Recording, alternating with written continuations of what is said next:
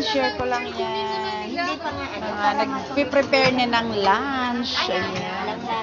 Sarap, sinigang sa gabi. My God. Ay!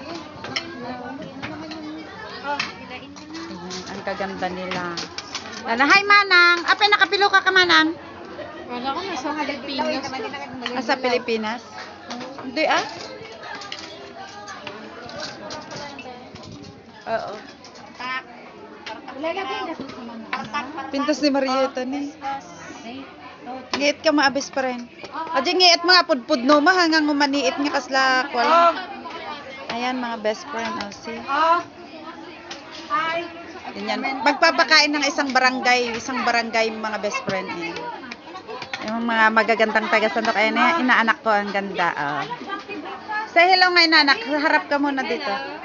Hi. Ito Manang naman si Manang. Hi. Ang ganda ni Manang. Manang, mas maganda yung buhok mo. Nag-fly away nga. Ayoko na yan. Mas gusto ko yung natural mong hair.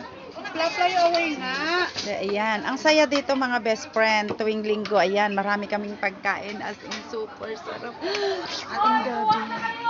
Ang chicken wings. Ayan ang sinigang sa gabi.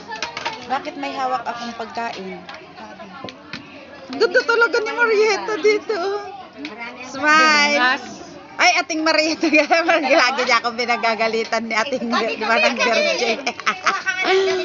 Yan. Ang ganda-ganda talaga ni Sister Marieta. Kasasabi lang kanina sa preaching.